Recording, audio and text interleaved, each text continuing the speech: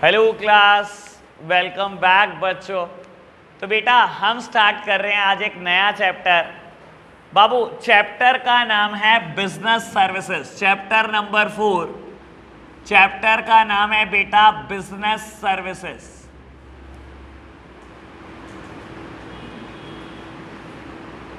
बेटा सारे बच्चे सामने देख रहे हैं मेरी तरफ। पहले बेटा चैप्टर के बारे में कुछ इंट्रो दूंगा आपको। बाबू ये चैप्टर का बेस ना कहीं चैप्टर 1 से ही बन जाता है, और चैप्टर 1 में मैंने बहुत डिटेल डिस्कशन इस पर किया हुआ है। ऑल दो आपको याद कराता हूं बेटा, अगर आप याद करोगे एक ना क्लासिफिकेशन आया था बेटा बिजनेस का। मैंने बिजनेस को क्लासीफाई किया था 2 पार्ट में। एक का नाम था इंडस्ट्री, चैप्टर 1 की बात कर रहा हूं, याद आना वैसे बहुत मुश्किल है बेटा, बादाम खाने बंद करे हुए हमने। एक पार्ट का नाम था इंडस्ट्री, दूसरे का नाम था कॉमर्स। इंडस्ट्री में भी 3 पार्ट थे, प्राइमरी, सेकेंडरी एंड टर्शरी, नहीं पता। कॉमर्स में 2 पार्ट थे, trade and auxiliaries to trade. कुछ याद आया? Trade and auxiliaries to trade. बेटा ऑक्सिलरीज टू ट्रेड क्या होता था बेटा? जो ट्रेड को सपोर्ट सर्विसेज देता था। याद है मैंने कहा था इक्विवेलेंट टू टर्शरी सेक्टर है ये। बेटा सुन लो, आपके कोर्स में ऑक्सिलरीज टू ट्रेड में 5 सर्विसेज लिखी गई थी। सबसे पहले की मैंने बात की थी बैंकिंग, ट्रांसपोर्टेशन, इंश्योरेंस की बात की थी आपसे, और वेयर हाउसिंग की बात की थी, एडवर्टाइजिंग की बात की थी। याद है आपको? यही चैप्टर 4 है, यही चैप्टर शुरू होगा। इन 5 का ही डिस्कशन करना है, मोस्ट डिटेल्ड। नहीं पढ़ा किसी ने, कोई टेंशन नहीं बेटा, मैं तो कह ही नहीं रहा पढ़ा होना जरूरी है, ठीक है ना। अब मैं जो डिस्कशन करूंगा वो पिछली बार से भी ज्यादा डिटेल्ड करूंगा, ठीक है जी। चैप्टर 4 स्टार्ट कर रहे हैं, बिजनेस सर्विसेज की बात कर रहे हैं। सब प्यारे बच्चे सामने देख रहे हैं मेरी तरफ। लो जी बेटा, सबसे पहला टॉपिक जो स्टार्ट हो रहा है चैप्टर नंबर 4 में, उसका नाम है nature of services. Nature of services. और बेटा नेक्स्ट पेज पे एनसीईआरटी में एक और नया टॉपिक स्टार्ट हो रहा होगा, difference between goods and services. मैं एक बात बोल रहा हूं बेटा, मैं ये टॉपिक खत्म करूंगा और गुड्स और सर्विस के बीच का डिफरेंस भी क्लियर हो जाएगा आपको। बहुत आराम से मेरी तरफ देख रहे हो आप, सुन रहे हो, कहीं कोई एनसीईआरटी नहीं आपके पास, कुछ भी नहीं है आपके पास। बेटा सबसे पहले बात करता हूं गुड्स और सर्विस में क्या डिफरेंस होता है या क्या सिमिलैरिटी होती है। सबसे पहले एक सिमिलैरिटी की बात करता हूं बेटा। गुड्स का काम होता है सेटिस्फैक्शन ऑफ वांट, सर्विसेज का भी यही काम होता है, सेटिस्फैक्शन ऑफ वांट, ठीक है ना। वांट को सेटिस्फाई करता है गुड्स भी, और वांट को ही सेटिस्फाई करती हैं सर्विसेज भी। लेकिन बेटा ये सिमिलैरिटी होने के साथ साथ 5-6 डिफरेंस भी हैं, और वही 5-6 नेचर ऑफ सर्विसेज भी हैं बेटा। बाबू नेचर ऑफ सर्विस बोल लो, फीचर ऑफ सर्विस बोल लो, या कैरेक्टरिस्टिक ऑफ सर्विस बोल दो, तीनों एक ही वर्ड है ये, ठीक है ना। कोई टीचर कह देता है कैरेक्टरिस्टिक ऑफ सर्विसेज लिख दो, फीचर ऑफ सर्विसेज लिख दो, कोई कह देता है नेचर ऑफ सर्विस लिख दो। बेटा सबसे पहला फीचर जो सर्विसेज में है वो है बेटा इंटेंजिबिलिटी। इंटेंजिबिलिटी लो प्यारे बच्चों, सामने देखना मेरी तरफ। बेटा गुड्स को भी साथ साथ पकड़ के चलूंगा, बहुत आराम से समझाऊंगा। बेटा services are always intangible in nature. Intangible का क्या मतलब है? कभी किसी ने टच नहीं किया और कभी किसी ने देखा नहीं सर्विस को। गुड्स की बात करें सर, कोई भी गुड्स हो सकता है। ये चेयर देखा नहीं आपने? देखा है। टच किया है? टच किया है बेटा। गुड्स हमेशा टेंजिबल इन नेचर होते हैं बेटा, देखे भी जा सकते हैं बेटा और टच भी किए जा सकते हैं। सर्विसेज हमेशा इनटेंजिबल इन नेचर है, ना तो बेटा कभी किसी ने देखा, ना ही किसी ने टच किया। One can only experience the service. एक इंसान बेटा सर्विसेज को टच नहीं कर सकता, लेकिन एक्सपीरियंस करके बता सकता है। किसी ने टच किया एंटरटेनमेंट को, डॉक्टर की सर्विस को टच किया, ट्यूशन सर्विसेज को टच किया, लेकिन वही बात है बेटा, एक टीचर क्लास में पढ़ाने आती है, हम कहते हैं यार क्या बढ़िया पढ़ाती है ये, और एक टीचर के लिए कहते हैं तो कुछ भी नहीं आता पढ़ाना भाई। One can only experience the service. ऐसी बातें हम डॉक्टर्स के लिए भी बोलते हैं ना, यार ये बहुत कमाल डॉक्टर है, बहुत बढ़िया ट्रीटमेंट है इसका, ठीक है ना। और किसी डॉक्टर के लिए बोलते हैं यार इसे क्या आता है, ये तो झोला छाप डॉक्टर, इसे कुछ नहीं आता। सर ऐसा ही होता है ना बाबू। सर्विसेज हमेशा इंटेंजिबल हैं। इंटेंजिबल मतलब कभी किसी ने टच नहीं किया, कभी किसी ने देखा नहीं। One can only experience the service. बात क्लियर? पहली बात क्लियर हुई, फीचर क्लियर हुआ। और अगर आप गुड्स एंड सर्विसेज का डिफरेंस पढ़ोगे तो पहला बेसिस ऑफ डिफरेंस भी यही है कि सर्विसेज हमेशा इंटेंजिबल होती हैं और गुड्स हमेशा टेंजिबल होते हैं। तो दो टॉपिक साथ साथ चल रहे हैं, कोई दिक्कत तो नहीं। बढ़े आगे, चलो जी। Second one is inconsistency. Inconsistency, लो प्यारे बच्चों सामने देखना मेरी तरफ। बेटा गुड्स हमेशा कंसिस्टेंट इन नेचर होते हैं। क्या मतलब होता है कंसिस्टेंट होने का? कंसिस्टेंट मतलब क्या अंशी का?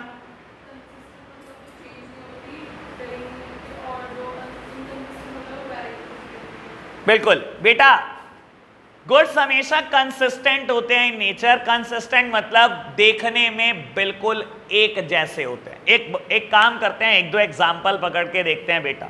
बाबू मैं बोलता हूं आज आप आईफोन 10 खरीदने जाओ या आईफोन 12 खरीदने जाओ किसी पर्टिकुलर स्टोर पर। लेट्स सपोज बात करते हैं बेटा, आप आई क्रस्ट पे जाते हो, ठीक है। आपने आईफोन 12 उठाया बेटा, आप खरीद कर ले आए। एक काम करो, अगर आप खरीद कर भी नहीं लेके आए, आपने बार्गेन करा, उन्होंने बार्गेनिंग एक्सेप्ट नहीं करी, आप किसी और शॉप पे चले गए, लेट्स सपोज गिफ्ट और शॉपिंग पर। मैं कह रहा हूं बेटा 50 नहीं 500 स्टोर घूम लेना, एक बार ये जरूर देख लेना कि आईफोन 12 एक नहीं 500 स्टोर पे एक जैसा है इन अपीयरेंस, एक जैसा है इन कलर, एक जैसा है इन वेट, एक जैसा है इन डायमेंशन। सर गुड्स हमेशा कंसिस्टेंट होते हैं इन नेचर। एक चेयर उठाकर देख लो, चाहे बेटा 30 चेयर उठा के देख लो इसके जैसी, वेट तुलवा लेना बिल्कुल सेम होगी, ग्राम का भी अंतर नहीं होता बेटा। इतनी कंसिस्टेंसी फॉलो करती है अच्छी कंपनियां बेटा, ठीक है ना। कलर देख लो, डायमेंशन देख लो बेटा, लेंथ देख लो, कोई भी मेजरमेंट देख लो बेटा, बिल्कुल सेम होगा। सर आज चले जाओ Hyundai के शोरूम, क्रेटा कार, उनके पास 20 खड़ी हैं, 20 की 20 देख लेना बेटा, 1 ग्राम का भी अंतर नहीं होगा। They all are similar in their weight and similar in their dimension, similar in their color, हर चीज में सिमिलर है बेटा। गुड्स हमेशा कंसिस्टेंट होते हैं in nature. And what about services? Services consistent होती हैं क्या? सर आप खुद सोचना, पढ़ाने के लिए मुझे भी यही बुक मिली है एनसीईआरटी। पढ़ाने के लिए इंडिया में कितने टीचर पढ़ाते होंगे? सहारनपुर शहर में ही सोच लो कितने पढ़ाते होंगे बिजनेस स्टडीज। क्या सर सबके पढ़ाने का तरीका सेम, सबके एग्जाम्पल सेम? दो डॉक्टर को देखा है, दो डॉक्टर की सर्विसेज बिल्कुल एक जैसी होती हैं क्या? सर मानते हो ना, दो डॉक्टर कभी सिमिलर नहीं हो सकते बेटा अपनी सर्विसेज में, ठीक है ना। दो बेटा पब्लिक स्पीकर भी डेमोन्स्ट्रेशन में सिमिलर नहीं हो सकते, ठीक है ना। दो डांसर को कह दोगे ना, वो भी सर्विसेज दे रहे हैं बेटा, उनको कह दोगे एक ही सॉन्ग पे डांस कर रहे हैं, एक ही स्टाइल परफॉर्म करना है, दोनों ने बॉलीवुड स्टाइल पे डांस करना है और यही सॉन्ग है, तब भी बेटा कहीं ना कहीं उनके स्टेप डिफरेंट होंगे। सर सर्विसेज कभी भी कंसिस्टेंट हो ही नहीं सकती। समझ आई बात? दो डिफरेंस क्लियर हुए गुड्स और सर्विस के बीच में, और दो नेचर क्लियर हुए हमें सर्विस के, ठीक है ना। सर्विसेज इंटेंजिबल होती है इन नेचर, सर्विसेज हमेशा इनकंसिस्टेंट होती है, ठीक है जी। चलो जी, थर्ड वन, इनसेपरेबिलिटी।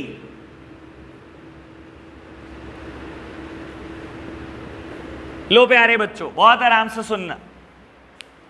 बाबू गुड्स के केस में प्रोडक्शन एक्टिविटी और कंजम्पशन एक्टिविटी को सेपरेट किया जा सकता है, यानी कि प्रोडक्शन अलग टाइम पर हो सकता है और कंजम्पशन एक बिल्कुल अलग टाइम पर हो सकती है। समझाने के लिए एक बात करता हूं बेटा, आज मान लो नया साल शुरू हो गया 2021, आज बेटा 1 जनवरी है, ठीक है ना। क्रेटा एक नया मॉडल ला रही है, Hyundai यानी कि क्रेटा का एक नया मॉडल ला रही है, नया साल शुरू होते ही नया मॉडल आना होता है बेटा। बाबू 10 जनवरी को इन्होंने कार प्रोड्यूस कर दी, जरूरी है 10 जनवरी को बिकेगी? जरूरी है क्या? 6 महीने तक नहीं बिकी, हो नहीं सकता। हो सकता है बेटा, मान लो ये 10 जुलाई को बिकी, हो सकता है भाई। गुड्स के केस में प्रोडक्शन और कंजम्पशन में टाइम गैप होता है बेटा। एक बात सोचो बेटा, अगर इस हिसाब से सोचने लगे आपकी, टाइम गैप होगा ही नहीं, तो बेटा जिस दिन सारी व्हीट प्रोड्यूस होगी हमारे देश में उसी दिन कंज्यूम कर लेंगे क्या हम? फिर अगले दिन क्या खाएंगे? क्या गुड्स के केस में टाइम गैप होता है? हाँ जी, गुड्स के केस में सेपरेबिलिटी होती है। प्रोडक्शन एक्टिविटी को कंजम्पशन एक्टिविटी से सेपरेट किया जा सकता है। आप खुद सोचो, ये चेयर पता नहीं कब मैन्युफैक्चर हुई होगी और मैंने पता नहीं कब खरीदी होगी, हो सकता है 3 महीने 4 महीने 6 महीने बाद खरीदी हो। प्रोडक्शन और कंजम्पशन में टाइम गैप हो सकता है। लेकिन बेटा व्हाट अबाउट सर्विसेज? देखो बेटा, पहले जनरल बात करता हूं फिर एक्सेप्शनल। जनरल बात यह है बेटा, प्रोडक्शन और कंजम्पशन में सर्विसेज के केस में सेपरेशन नहीं होता। जैसे ही सर्विसेज प्रोड्यूस होंगी at the same point of time उनको कंज्यूम होना है बेटा, उनको स्टोर करने का कोई तरीका नहीं होता। लेकिन आज की तारीख में बेटा टेक्नोलॉजी की वजह से नए नए तरीके आ चुके हैं। आप मेरे एंगल से सोचो बेटा, मैं जिस टाइम पर ट्यूशन सर्विसेज देता हूं बेटा उसी टाइम पर कंज्यूम करना होता है, ठीक है ना? ये जनरल बात है कि प्रोडक्शन और कंजम्पशन को सर्विसेज के केस में सेपरेट नहीं किया जा सकता। लेकिन बेटा with the emergence of technology आज की तारीख में सर्विसेज भी स्टोर की जा सकती है। देखो मैं अपनी सर्विसेज को स्टोर कर रहा हूं। एक बैंक एम्प्लॉय के एंगल से सोचो बेटा, बाबू बैंक एम्प्लॉय जब सर्विस दे रहा है तभी लो बेटा, अदरवाइज तो कोई फायदा ही नहीं है बेटा। सर्विसेज जिस टाइम प्रोड्यूस होंगी उसी टाइम कंज्यूम होती हैं बेटा, उन्हें स्टोर नहीं किया जा सकता। लेकिन बेटा again with the emergence of technology आज की तारीख में एटीएम मशीन बना दी उन्होंने। अब बैंक एम्प्लॉय हो के ना हो, कभी भी सर्विसेज प्रोड्यूस करो, कभी भी कंज्यूम करो। लेकिन आज भी बेटा डॉक्टर के एंगल से सोचो, क्या प्रोडक्शन एंड कंजम्पशन एक्टिविटी को सेपरेट किया जा सकता है? आज आप बिल्कुल ठीक बैठे हो, चले गए डॉक्टर के पास, डॉक्टर सर्विसेज दे दो, कभी फीवर हो तो बाद में कंज्यूम कर लूंगा इस सर्विस को। ऐसे डॉक्टर चीरा फाड़ी कर दो अभी पेट पे, बाद में कभी पथरी हो तो देख लूंगा। सर ऐसे कराओगे क्या? बेटा सर्विसेज जिस टाइम प्रोड्यूस होती हैं उसी टाइम कंज्यूम होती हैं, सेपरेशन नहीं किया जा सकता प्रोडक्शन एंड कंजम्पशन में, ठीक है ना? गुड्स में किया जा सकता है, प्रोडक्शन पता नहीं कब हुआ, कंजम्पशन पता नहीं कब हुई। सर्विसेज जिस टाइम प्रोड्यूस होंगी उसी टाइम कंज्यूम करने के लिए बंदा चाहिए बेटा, ठीक है जी।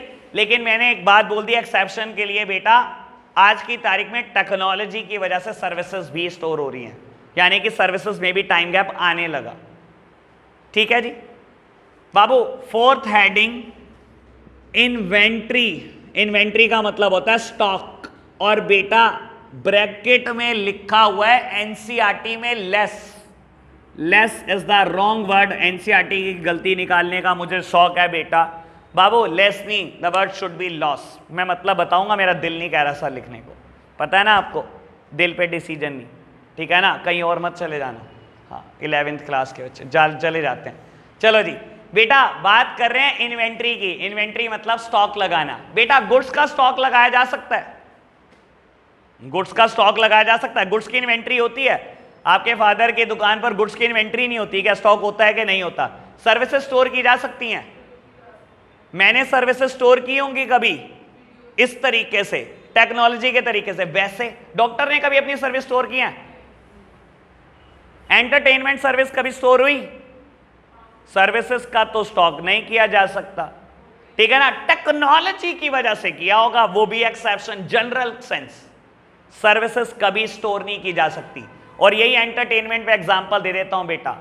सर्विसेज स्टोर नहीं की जा सकती बेटा। समझाने के लिए एक बात बोलता हूं बेटा, एक थिएटर है जहां पर मान लो SRS सिनेमा सहारनपुर, ठीक है, जिसकी कैपेसिटी है बेटा मान लो 400 सीट है एक शो में। एक शो में 400 सीट है, ठीक है। 12 से 3 का शो है बेटा, ठीक है, पहला शो। और मान लो मैं बोलता हूं ऑक्यूपाइड किया 100 लोगों ने, 100 लोगों ने बेटा ऑक्यूपाई करी सीट, ठीक है। बेटा मैंने अभी पूछा क्या सर्विसेज का स्टॉक लगाया जा सकता है? नहीं लगाया जा सकता। आप खुद सोचो बेटा, यहां पर एंटरटेनमेंट सर्विसेज 100 लोगों ने ली, 300 सीट वैकेंट रह गई। अब ये थोड़ी होगा बेटा अगला शो 3 बजे होगा 3 से 6, उसमें 700 सीट हो जाएंगी। स्टोर किया जा सकता है बेटा सर्विसेज को कभी स्टोर नहीं किया जा सकता बेटा। जिस टाइम वो प्रोड्यूस हुई, अगर उसी पॉइंट ऑफ टाइम पर आपने कंज्यूम ना करा, it will totally be a loss. 12 से 3 वाले शो में 400 सीट थी, 400 के लिए हम सर्विस प्रोड्यूस कर रहे थे। अगर 400 ने कंज्यूम ना करी, 100 ने कंज्यूम करी ना, it will totally be a loss. 300 का लॉस हो गया, ऐड नहीं हो जाएगा, 700 सीट नहीं हो जाएंगी अगले शो में बेटा, ठीक है ना। और एनसीईआरटी लिखते हैं यहां पर लेस कोई वर्ड नहीं है बेटा, the word should be loss. Services जब प्रोड्यूस हुई, अगर तभी कंज्यूम ना हुई, सब लॉस है बेटा। क्लियर बात? आगे बढ़े जी, चलो जी। Last heading is involvement. Last heading is involvement. लो प्यारे बच्चों, काम की बात। बाबू जो इंसान रेसिपिएंट है, एक रेसिपिएंट के एंगल से बात करते हैं, मेरी तरफ देखना बाबू। कहता है अगर आपने सर्विसेज लेनी है तो रेसिपिएंट की इन्वॉल्वमेंट जरूरी है। अगर आपने गुड्स लेना है तो इन्वॉल्वमेंट जरूरी नहीं है। एग्जांपल देता हूं बेटा, आप फेवरिश फील कर रहे हो, ठीक है ना, और आपको चाहिए डॉक्टर की सर्विसेज। ऐसे थोड़ी कह दोगे छोटे भाई को, जा यार टेम्परेचर चेक करा, दवाई ले आ। आपको सर्विस चाहिए ना बेटा, तो आपकी इन्वॉल्वमेंट कंपलसरी है। ऐसे थोड़ी कह देते हो बड़े भाई को अपने, या छोटे भाई को, या बड़ी बहन या छोटी बहन को कि आज बिजनेस स्टडीज की ट्यूशन तू चला जा। सर सर्विस किसको चाहिए ट्यूशन की? आपको चाहिए ना बेटा, आपकी इन्वॉल्वमेंट कंपलसरी है, ठीक है ना। क्या गुड्स के केस में इन्वॉल्वमेंट कंपलसरी है? नहीं बेटा। आप टेम्परेचर चेक कराए हो अपना, डॉक्टर ने मेडिसिन लिख दिया, गुड्स है, मेडिसिन इज अ गुड्स, वहां आपकी इन्वॉल्वमेंट जरूरी है? नहीं। अब भाई को कह दो जाइए दवाई ले आ, सर वहां तो आपकी इन्वॉल्वमेंट नहीं चाहिए। ट्यूशन से आप पढ़ाए हो, मैंने कहा था रात को नोट्स दे दूंगा, खुद नहीं आए, भाई को भेज दिया, नोट्स लिया, गुड्स है ना, टच किया जा सकता है ना नोट्स को। सर वहां इन्वॉल्वमेंट जरूरी नहीं है आपकी, नोट्स लेने कोई भी आ जाए, लेकिन बेटा सर्विसेज में आपकी इन्वॉल्वमेंट कंपलसरी है, गुड्स में आपकी इन्वॉल्वमेंट कंपलसरी नहीं है। मैंने 5 बातें करी, यहां पर 2 टॉपिक इकट्ठे फिनिश हो गए, दोबारा से रिपीट। चलो जी प्यारे बच्चों, बात करते हैं। पहले मैंने गुड्स एंड सर्विस की एक सिमिलैरिटी की बात करी बेटा। गुड्स और सर्विस दोनों का एक ही काम है बेटा, सेटिस्फैक्शन ऑफ वांट, ठीक है ना। दोनों ही वांट को सेटिस्फाई करते हैं, लेकिन बेटा बहुत सारे डिफरेंसेस के साथ। सर्विसेज हमेशा इनटेंजिबल इन नेचर होती हैं, जबकि गुड्स टेंजिबल होते हैं। गुड्स को टच किया जा सकता है, देखा जा सकता है बेटा। सर्विसेज को आज तक किसी ने देखा नहीं बेटा, कभी किसी ने टच नहीं किया। One can only experience the service, और एक्सपीरियंस करके हम बताते हैं कि बेटा इस इंसान की सर्विसेज खराब है या अच्छी है, ठीक है ना। ऐसा ही करते हैं ना बेटा। किसी ने एंटरटेनमेंट को टच नहीं किया, कभी किसी ने ट्यूशन सर्विसेज को टच नहीं किया, कभी किसी ने डॉक्टर की सर्विस को टच नहीं किया। चलो जी बेटा, सेकेंड वन मैंने बात करी इनकंसिस्टेंसी और कंसिस्टेंसी की। बेटा गुड्स हमेशा कंसिस्टेंट इन नेचर होते हैं और अच्छी कंपनी के होते हैं भाई, ठीक है ना। मैंने भी एग्जांपल दिया आईफोन का, मैंने बात करी क्रेटा कार की। कोई कंपनी देख लो बेटा जो एसी मैन्युफैक्चर करती है बेटा, एक एसी उठाकर देख लो, 500 देख लो, 50,000 देख लो बेटा, वेट में भी फर्क नहीं होगा, कलर में भी फर्क नहीं होगा, डायमेंशन में भी फर्क नहीं होगा, हर चीज में सेम होगी। ये है कंसिस्टेंसी। और बेटा इनकंसिस्टेंसी, सर्विसेज हमेशा इनकंसिस्टेंट है बेटा। 2 डॉक्टर, 2 सिंगर, 2 टीचर, 2 स्पीकर कभी भी बेटा सेम नहीं हो सकते इन देयर डेमोन्स्ट्रेशन। हाँ, एक सिंगल बंदा भी सेम नहीं हो सकता 2 पर्टिकुलर पॉइंट ऑफ टाइम पर। आप सोच लो ना, एक कुक के एंगल से बात कर लो बेटा। आप एक होटल में खाना खाने जाते हो बेटा, आज आपको उसी शेफ का खाना बहुत अच्छा लगा, 5 दिन के बाद आप दोबारा जाते हो, क्या बनाया यार, तूने नहीं बनाया होगा, वो कह रहा नहीं मैंने ही बनाया। होता है ना बेटा। सर्विसेज कभी भी बेटा कंसिस्टेंट हो ही नहीं सकती, एक जैसी तो हो ही नहीं सकती, ठीक है ना जी। थर्ड वन हमने बात करी इनसेपरेबिलिटी की बेटा। देखो गुड्स के केस में प्रोडक्शन और कंजम्पशन में टाइम गैप हो सकता है, यानी कि सेपरेशन हो सकता है प्रोडक्शन और कंजम्पशन में, ठीक है ना। समझाने के लिए मैंने एक बात बोली बेटा, बाबू मैं एक फोन खरीदता हूं, लेट्स सपोज किसी डेट को, आज के दिन ही खरीदता हूं 7 जुलाई को। बेटा पता नहीं कब मैन्युफैक्चर हुआ होगा, 1 महीना पहले, 2 महीना पहले, 3 महीना पहले। 3 महीने पहले कोई चीज मैन्युफैक्चर हुई, मैंने खरीदी आज, तो बेटा क्या प्रोडक्शन और कंजम्पशन में टाइम गैप है? क्या प्रोडक्शन और कंजम्पशन एक्टिविटी को सेपरेट किया जा सकता है? किया जा सकता है गुड्स के केस में। बेटा सर्विस के केस में नहीं किया जा सकता था, लेकिन with the emergence of technology आज की तारीख में प्रोडक्शन और कंजम्पशन ऑफ सर्विसेज में भी टाइम गैप आने लगा। देखो बेटा ये सर्विसेज मैं आज प्रोड्यूस कर रहा हूं, क्या पता आज से 5 साल बाद कोई कंज्यूम कर रहा हो, क्या पता आज से 10 साल बाद भी कोई कंज्यूम कर रहा हो। क्या सेपरेशन सर्विसेज में भी होने लगा? अब होने लगा with the emergence of technology. लेकिन बेटा आप डॉक्टर की सर्विस के एंगल से इसको याद रखना बेटा, वहां इनसेपरेबिलिटी नहीं है। डॉक्टर जिस टाइम पर प्रोड्यूस कर रहा है सर्विस उसी टाइम पर कंज्यूम होनी है, वहां सेपरेशन नहीं किया जा सकता। डॉक्टर रिकॉर्ड नहीं करने अपनी ऐसी चीजें को, कभी भी नहीं देगा। हाँ जी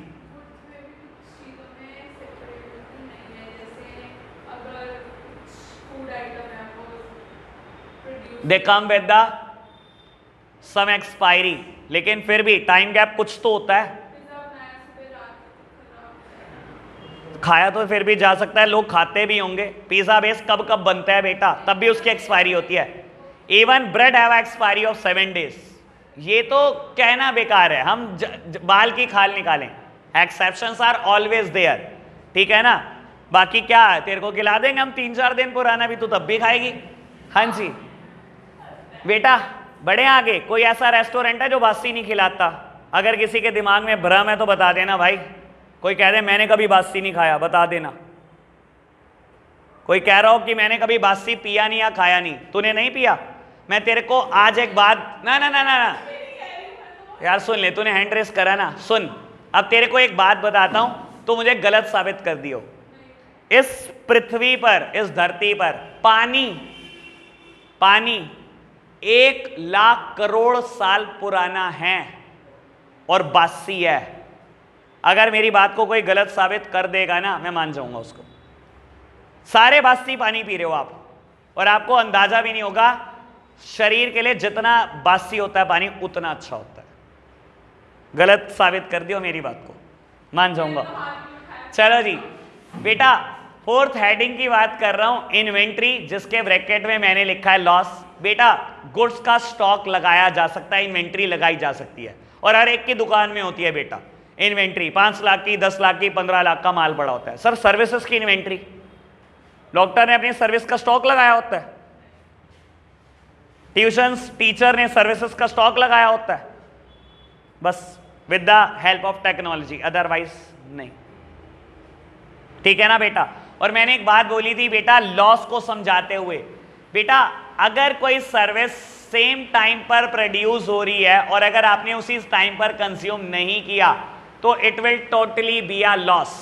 समझाने के लिए बोलता हूं, मान लो क्रिस्टल वर्ल्ड की कैपेसिटी है 200 पीपल। आज बेटा 200 लोगों ने विजिट किया, 1800 लोगों ने विजिट नहीं किया। आज सर्विसेज प्रोड्यूस हुई, एंटरटेनमेंट, रिक्रिएशनल सर्विसेज। बेटा आज आपने कंज्यूम ना करी ना, it will totally be a loss. कल ऐसा नहीं हो जाएगा उसकी कैपेसिटी बढ़कर 3800 लोग हो जाएगी, उसकी कैपेसिटी 2000 ही है बेटा। सर्विसेज जिस टाइम पर प्रोड्यूस होती हैं, अगर उसी टाइम कंज्यूम नहीं हुई इन्वेंट्री नहीं लगेगी बेटा। लेकिन गुड्स की ऐसे ही केस में इन्वेंट्री लग जाती है। मैंने आज 5000 चेयर बनाई, सिर्फ 200 कंज्यूम हुई, सिर्फ 200 बिकी, 4800 की इन्वेंट्री। सर्विसेज के केस में ऐसा नहीं होता बेटा, कभी भी नहीं होता। 2000 की कैपेसिटी है बेटा, 200 सीट बिकी, 1800 सीट नहीं बिकी, टोटली लॉस। ऐसे नहीं होगा मेरी इन्वेंट्री में जुड़ जाएगा बेटा 1800।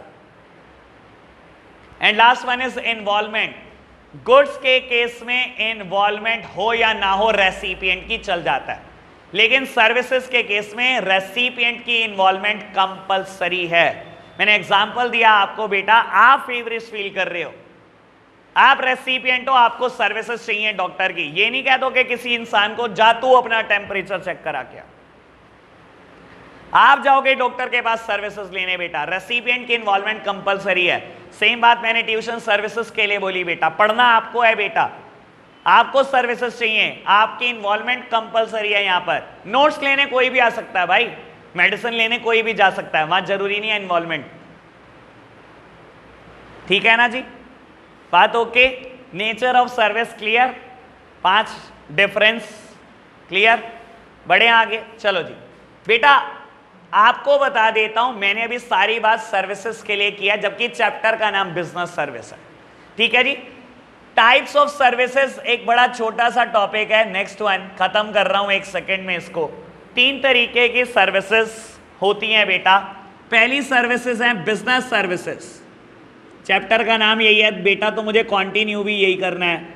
Second one is social services and third one is personal services.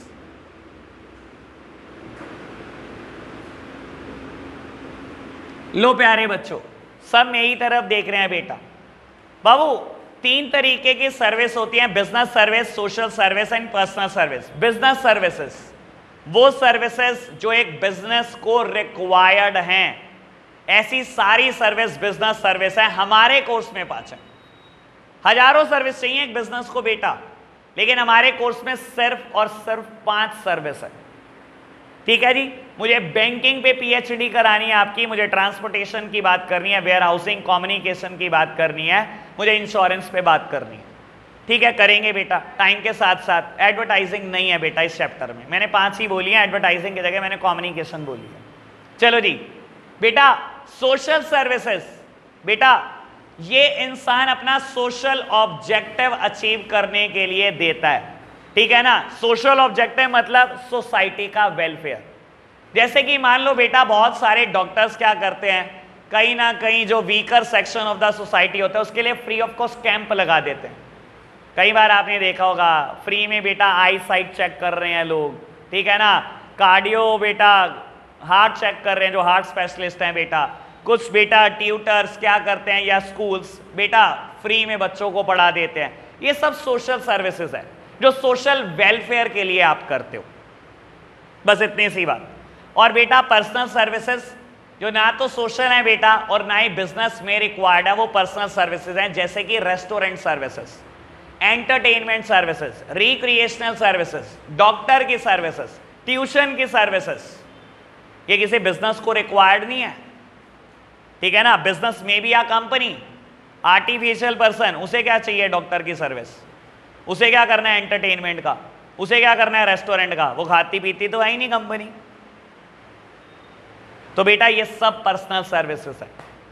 Topic ये भी फिनिश हो गया, स्टार्ट करेंगे बिजनेस सर्विसेज के साथ बात। ठीक है जी, चलो बिजनेस सर्विसेज स्टार्ट करते हैं बेटा। बस ज्यादा नहीं, आज 1-2 बात बताऊंगा इक्का दुक्का और फिर छुट्टी करेंगे, है ना। आप वैसे ही बड़ी उम्मीदों से देख रहे हो मेरी तरफ। आज बाबू जल्दी छुट्टी होने वाली है। हाँ यार, मैं रोज बोलता हूँ, रोज करता भी तो होना छुट्टी जल्दी। लो आज मैं छुट्टी का टाइम पहले ही लिख देता हूँ, फिर मत कहना बताया नहीं। लो आज मैंने बाबू कसम खा ली, आज मैं जल्दी छुट्टी करूंगा। बस 7:29 और 29 सेकेंड पे आज छुट्टी कर। अरे 29 भी क्यों यार, लो मैं आज तुम्हारी पक्का जल्दी छुट्टी करूंगा। बस आज बिल्कुल जल्दी छुट्टी होगी। और ये एहसान याद रखना, एहसान याद रहना चाहिए। हाँ, एहसान बिल्कुल याद रहना चाहिए बेटा। और अगर एहसान याद नहीं रख सकते तो विद इंटरेस्ट चुकता देना, किसी दिन 2 घंटे एक्स्ट्रा पढ़ लेना बस। चलो जी, लो इसी सैटरडे संडे लो बेटा। बात कर रहा हूं बिजनेस सर्विसेज की, इसमें सबसे पहले बात करेंगे बैंकिंग की और मजा ही आ जाएगा बेटा। लो प्यारे बच्चों, इसमें बात करेंगे बैंकिंग की सबसे पहले। और आपको बता देता हूं मेरे पास 4 कैटेगरी ऑफ बैंक है बेटा। मेरे पास 4 कैटेगरी ऑफ बैंक है, एक एक करके चर्चा को आगे बढ़ाएंगे बेटा। सबसे पहले बात करता हूं कमर्शियल एंड सेंट्रल बैंक की। Commercial bank versus central bank.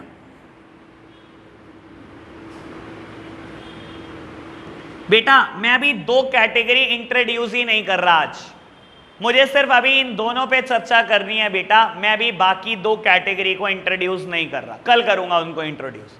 सामने देखना मेरे प्यारे बच्चों, बेटा सबसे पहले इसकी बात करता हूं, सेंट्रल बैंक की। बाबू देखो, आप जिस मर्जी देश में रहते हो, हर देश का एक सेंट्रल बैंक जरूर होता है और उसका कोई ना कोई नाम जरूर होता है। इंडिया में इसका नाम है आरबीआई। सुना है कभी बेटा? आरबीआई मतलब reserve bank of India, that means पापा ऑफ ऑल बैंक। बेटा ये पापा ऑफ ऑल बैंक है या दादा ऑफ ऑल बैंक है, कुछ भी कह लो, अभी करेंगे इसकी चर्चा, बहुत सारी चर्चा आज इसी पे रहेगी मेरी। कॉमर्शियल बैंक क्या होते हैं बेटा? बेटा कॉमर्शियल बैंक का काम होता है सिर्फ पब्लिक डीलिंग करना। ये पब्लिक डीलिंग करते हैं। पब्लिक डीलिंग आप मैं सब हम जनरल पब्लिक है बेटा। हमें कभी भी बैंकिंग फैसिलिटी चाहिए होती है, हम इनके पास जाते हैं, हम कभी इनके पास नहीं जाते।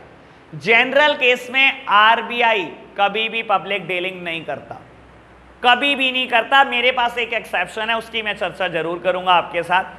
इक्का दुक्का टाइम पर इसने पब्लिक डीलिंग करी है, मैंने जिंदगी में एक बार देखी है, आपने भी देखी है, वो अभी बताऊंगा तो याद आएगा आपको। बेटा आपको पैसा जमा कराना है, आप कहां जाओगे? आप पब्लिक का पार्ट हो, कॉमर्शियल बैंक पब्लिक डीलिंग करता है, तो आप जाओगे कॉमर्शियल बैंक के पास, अकाउंट खुलवाओगे और पैसा जमा करा दोगे। ठीक है, आपको लोन चाहिए, कहां जाओगे? कॉमर्शियल बैंक के पास, पब्लिक डीलिंग यही करता है बेटा। आप लोन के लिए अप्लाई करोगे, कॉमर्शियल बैंक लोन दे देगा। कॉमर्शियल बैंक बेटा आपके अकाउंट खोलेगा, कॉमर्शियल बैंक ही लोन देगा। बेटा सेंट्रल बैंक का एक और नाम होता है, इसको हम बोलते हैं बैंकर्स बैंक या गवर्नमेंट्स बैंक। सुन लो बेटा, मैं क्या बोल रहा हूं, बैंकर्स बैंक या गवर्नमेंट्स बैंक। काम की बात सुनना बेटा, ये बैंकों का बैंक है, यानी कि इंडिया में जितने भी बैंक आपको दिखाई देते हैं सबका एक अकाउंट होता है आरबीआई के पास। उनको पैसे जमा कराने हैं, वो रिजर्व बैंक ऑफ इंडिया के पास जमा कराते हैं। उनको लोन चाहिए, आरबीआई लोन देता है उनको, तभी इसका नाम है बैंकर्स बैंक। ऐसे थोड़ी बोल रहा था पापा ऑफ ऑल बैंक। पापा है बेटा, पापा का ही तो फर्ज है बच्चों को खिलाना, ऐसे ही खिलाते हैं ये। हाँ जी बेटा, इसको क्या बोलते हैं? गवर्नमेंट्स बैंक भी बोलते हैं। यानी कि बेटा हमारी सेंट्रल गवर्नमेंट और सारी स्टेट गवर्नमेंट सबका एक अकाउंट होता है विद आरबीआई। उनको पैसे जमा करने हैं, आरबीआई के पास जमा करेंगे, उनको निकालने हैं बेटा, आरबीआई से निकालेंगे। उनको लोन चाहिए, आरबीआई ही देगा। समझ आई बात?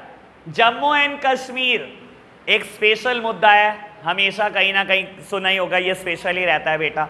जब तक आर्टिकल 370 नहीं हटा था तब तक जम्मू एंड कश्मीर का अलग आरबीआई था।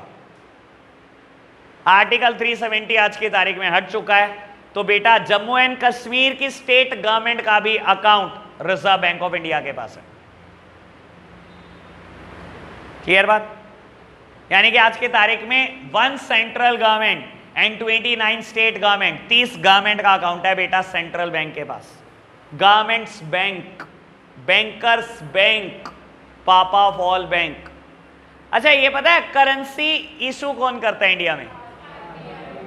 आपको पता है पूरे इंडिया में सिर्फ 2 ही मशीन है बेटा करेंसी इशू करने की, सिर्फ 2। एक वहां पीछे पड़ी है और एक आरबीआई के पास। यार कृष्णा यार डायलॉग की हवा मत निकाल, पता है पक्का पता है ना, मशीन तो नहीं होगी ना, ठीक है ना, बस देखना शुरू कर दो, पीछे मशीन है। हाँ छापना लेता है, ऐसे ट्यूशन पढ़ा रहा मैं बाबू। पूरे इंडिया में एक ही मशीन है नोट छापने की, वो रिजर्व बैंक ऑफ इंडिया के पास है बेटा। बाबू RBI is the regulator of all the commercial bank. मेरे प्यारे बच्चों सुन लो, ठीक है ना, कंसंट्रेशन लूज मत करो, ये बड़ा इंपॉर्टेंट मुद्दा है। RBI is the regulator of all the commercial banks. India में जितने कमर्शियल बैंक है सबको रेगुलेट करता है बेटा सेंट्रल बैंक। कुछ काम की चर्चा करते हैं बेटा। बाबू आज तक इंडिया से कौन कौन से बैंक भागे हैं, नाम बताओ। सर देखो सोचना तो पड़ेगा, हर चीज मैं तो नहीं बता सकता, सोचना तो पड़ेगा, मजा आएगा और बहुत। इस पे चर्चा करेंगे थोड़ी सी और फिर छुट्टी करेंगे। इंडिया से आज तक हर्ष कौन कौन से बैंक बारे हैं, गूगल करना है। अच्छा सर आपको एक बात बता देता हूं, सिंस इंडिपेंडेंस आज तक इंडिया से एक भी बैंक भाग नहीं पाया और भागेगा भी नहीं। आप अपने पड़पोतों को पढ़ाओगे तब भी यही पढ़ाओगे। आज तक इंडिया से, तब भी यही बोल रहे होंगे आप स्टेटमेंट कि आज तक इंडिया से कोई बैंक नहीं भागा है और भाग नहीं सकता। मैं बहुत सारे रीजन बताऊंगा बेटा। जैसे हमारे देश का सेंट्रल बैंक है ना आरबीआई, इसके जैसा दूसरा हो नहीं सकता, किसी देश के पास नहीं। ये मैं बताऊंगा बेटा, इसकी पॉलिसी बहुत कमाल है ना बेटा। ये भागने नहीं देता, कितना ही बड़ा फ्रॉड हो जाए। मैं करता हूं आपसे कुछ चर्चा।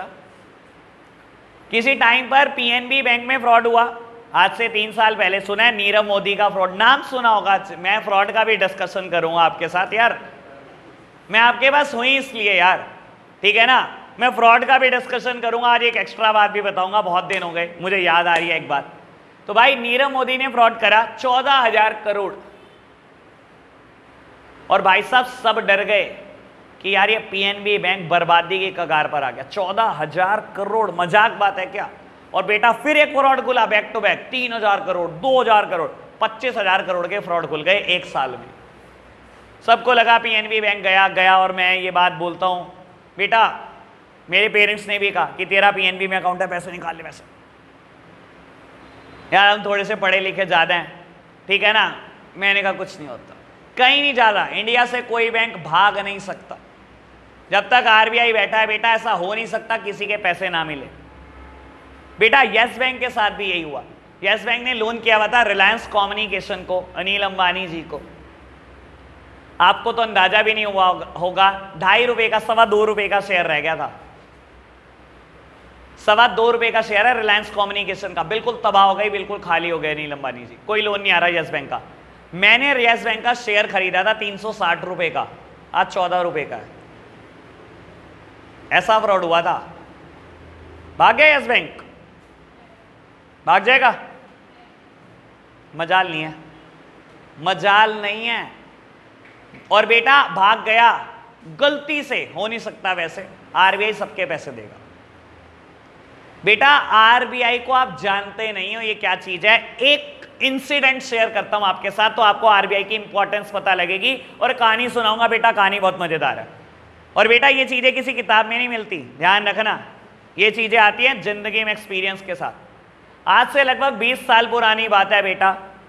गुजरात में एक बैंक के लिए एक र्यूमर फैल गया, नुमैश के वाली आदत। हाँ जी, एक अफवाह फैल गई बेटा, ठीक है ना। अफवाह फैल गई कि ये बैंक दिवालिया होने वाले, कंगाल हो चुका है।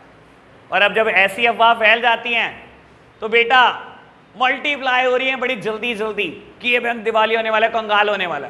और जैसे ही र्यूमर फैला, बैंक ब्रांच के बाहर लाइनें, सुबह 10 बजे इतनी बड़ी बड़ी लाइनें। जिसने एफडी कराई वो तोड़वाने को तैयार, जिसने सेविंग अकाउंट खुलवाया वो तोड़वाने को तैयार। कैसा भी पैसा है, लॉकर से पैसे निकालने को हर कोई खड़ा है भाई साहब लाइन में। बैंक ने कॉल लगाई आरबीआई ऑफिशियल्स को, सर ऐसे ऐसे अफवाह फैल गई। और आपको भी पता है बैंक में एट वंस इतना कैश नहीं होता। हर 2 दिन के बाद, 3 दिन के बाद एक वैन आती है जिसमें कैश चला जाता है बेटा, ठीक है ना। वैन पे नजर नहीं, गंदे काम कोई नहीं। हाँ जी बेटा, अब हुआ क्या, अफवाह फैल गई, उन्होंने कॉल लगाई। आरबीआई ने कहा कोई टेंशन मत लो। आरबीआई ने आसपास की 5, 7, 10 ब्रांचेस को कॉल करी, जितना कैश है आपकी ब्रांचेस में सब उस ब्रांच में पहुंचा दो। और आरबीआई ने बोल दिया उस ब्रांच के मैनेजर को, आज कोई लंच टाइम नहीं होना चाहिए और आज बैंक बंद नहीं होना चाहिए। आज इन्हें दिखाते हैं रिजर्व बैंक ऑफ इंडिया क्या चीज है। भाई साहब प्राइवेट प्लेन उड़ता है सिर्फ नोटों से भरा हुआ, और लैंड कराया जाता है सेम सिटी में, और पैसे बांटे जाते हैं टकाटक रात के 8 बजे तक। एक एक अकाउंट खाली, कोई लंच टाइम नहीं। अब दुनिया को समझ आया रात को 8 बजे, यार अगर इस बैंक ने भागना होता तो आज लंच टाइम 2 की जगह 1 बजे हो जाता, और 4 बजे की जगह 3 बजे ही बैंक बंद हो जाता। 8 बजे तक नोट बांट रहा है तो भाई एक एक अकाउंट खाली कर दिया, किसी का पैसा नहीं रोका, कुछ भी नहीं रोका। और अगले दिन वही सारे लोग दोबारा अकाउंट खुलवाकर पैसे जमा करा रहे थे। This is reserve bank of India for you. Sir भाग नहीं सकता, मजाल नहीं है, ना भागने देता। आज तक नहीं भागा, कोई नहीं भागेगा। उसका एक रीजन और बता देता हूं, अब थोड़ी तारीफ अपनी कर देता हूं। बेटा अमेरिका का सबसे बड़ा बैंक लेमन ब्रदर्स बैंक का नाम है, आज से 15-16 साल पहले इंसॉल्वेंट हो गया ये 2005 में, दिवालिया हो गया था, कंगाल हो गया था, खाली हो गया था। जैसे इंडिया में स्टेट बैंक ऑफ इंडिया इतना बड़ा बैंक था, लेमन ब्रदर्स इंसॉल्वेंट हो गया था और इंडिया में आज तक कोई बैंक दिवालिया नहीं हुआ। रीजन इसका दूसरा ये है बेटा, अमेरिका में जो अकाउंट्स ऑडिट करते हैं वो एमबीए करते हैं बैंक के, इंडिया में चार्टर्ड अकाउंटेंट करते हैं। इन दोनों में फर्क बता देता हूं बेटा। दुनिया ना एमबीए फाइनेंस कर लेती है और सोचती है कि हम चार्टर्ड अकाउंटेंट बन गए हैं। एमबीए फाइनेंस करना यार ये सीए है और ये एमबीए फाइनेंस है, ये बुलेक्का दिमाग से उतार दो। और मैं बता देता हूं बेटा, एमबीए फाइनेंस ना कहने के लिए समझाने के लिए बोलूं, पैकेज बहुत अच्छे हैं, पैकिंग बहुत अच्छी है इनकी, प्रोडक्ट बड़े खराब है, नॉलेज नहीं है बल्ले। एमबीए में क्या होता है, आपको कहा जाता है चल स्टेज पे चढ़, चल प्रेजेंटेशन दे।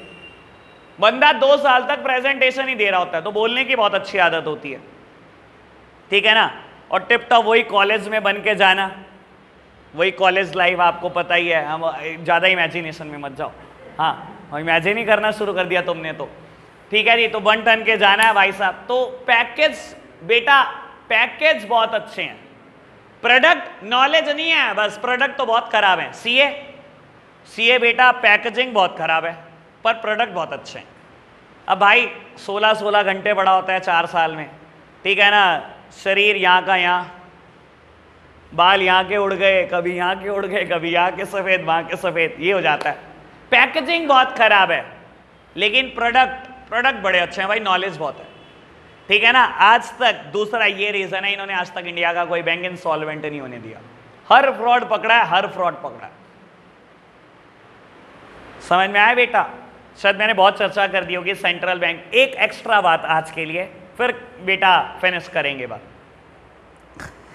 एक टाइम की बात है, मैं ना बहुत सारे फ्रॉड बताता था आपको ऑनलाइन बैच में, मैंने एक एक करके रोज एक एक एक्स्ट्रा बात बताई है, बहुत दिन से नहीं बताई, एक बात याद आ रही है।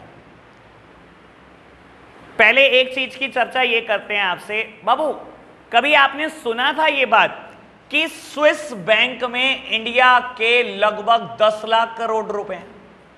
स्विस बैंक, इसका नाम सुना है कभी? स्विट्जरलैंड में बैंक है बेटा, नाम है स्विस बैंक। और बेटा बहुत बार न्यूज आई है कि इसमें इंडिया के 10 लाख करोड़ के आसपास हैं। एक दिन तो मोदी जी ने बोल भी दिया था ये सारा पैसा लाएंगे, 15-15 लाख रुपए हर एक को देंगे, बोला था कि ये वाली बात शायद सुनी हो आपने। मैं आपसे एक बात पूछता हूं, मुझे बताना बेटा, जब हम फॉरेन कंट्री को ट्रेवल करते हैं तो क्या कस्टम चेकिंग करता है? कस्टम डिपार्टमेंट चेकिंग करता है क्या? करता है। मैं दुबई पहुंचा, वहां का कस्टम चेक करेगा कि नहीं करेगा मेरे को? भाई कोई गोल्ड ना ले आऊं, कोई बेटा ऐसी चीज ना ले आऊं जो इलीगल हो, कोई आर्म्स ना ले जाऊं, सर चेकिंग होती होगी प्रॉपर। आप सोचो इस चीज को, पक्का होती होगी। चाहे मैं एयर रूट से ट्रैवल करूं, चाहे मैं मरीन रूट से ट्रैवल करूं, चाहे मैं शिप के रास्ते जाऊं, चाहे मैं एयर रूट के रास्ते जाऊं, चाहे मैं लैंड रूट के रास्ते जाऊं, 2-4 कंट्री है ना जो लैंड रूट से भी मिलती हैं, कस्टम चेक करता होगा कि नहीं करता होगा? मानते हो चेक करता होगा? सर मैं कभी कभी ये सोचता हूं और आपको भी सोचने को कह रहा हूं, सर लैंड रूट पे चेकिंग है, एयर रूट पे चेकिंग है, मरीन रूट पे चेकिंग है, ऐसी कौन सी हवाई जो 10 लाख करोड़ फॉरेन के बैंक में जमा हो गए? किस रास्ते गए होंगे? सर इसी रास्ते गए होंगे, रास्ता कोई अलग नहीं है, रास्ते तो यही हैं। आप समझ सकते हो इन्वॉल्वमेंट किस किस की होगी। पहली बात, कुछ काम की लगी हो शायद। अब अगली बात, एक टाइम की बात है बेटा, एक इंसान ने क्या करा, वेसल भर के इंपोर्ट करा टाइल्स का, टाइल, वॉल टाइल और फ्लोर टाइल हमारी, ठीक है ना, टाइल्स इंपोर्ट करी भर के, वेसल भर के। आप समझ सकते हो, मैं अंदाजा दे देता हूं, करीब 100 करोड़ का माल। कस्टम ऑफिसर को बड़ा डाउट हुआ, उसने कहा यार क्या बंदा है यार, ये इंडिया में इतनी सस्ती टाइल है, ये इंपोर्ट करने में लगा हुआ है। उसको डाउट हुआ भाई कुछ तो मिक्सर है भाई, कुछ तो गड़बड़ करी है इसने। उस कस्टम के पास सबसे लेटेस्ट इक्विपमेंट है इंडिया के, सबसे लेटेस्ट इक्विपमेंट। वो तो स्कैन करते हैं टाइल को, ये पता लग जाता है टाइल के अंदर सोना तो नहीं है। उनके पास बहुत खतरनाक। उन्होंने भाई साहब कस्टम ऑफिसर ने कह दिया कुछ ना छोड़ो, सारे गत्ते फाड़ दो, एक एक टाइल चेक होनी चाहिए, जली ना जाए एक भी टाइल ऐसे बिना चेक हुए, चेक करो कुछ ना कुछ गड़बड़ है। भाई साहब 15 दिन तक रिटेन करके रखा सामान, कुछ नहीं मिला किसी भी अफसर को। एट द एंड उसने कहा चल वही ले जा, तू अपना सामान बांध और ले जा। और जब वो सामान बांध रहा था, ले जा रहा था, एक ऑफिसर ने पकड़ लिया फ्रॉड। अब आप सोच भी नहीं सकते, इंडिया में मैं आपको हमेशा बोलता हूं भारत रत्न मिलना चाहिए। फ्रॉड ऐसे ऐसे होते हैं। जो वो गत्ता था ना जिसमें टाइल पैक होती है, गत्ते के ऊपर जो स्टेपलर पिन थी वो सब सोने की थी।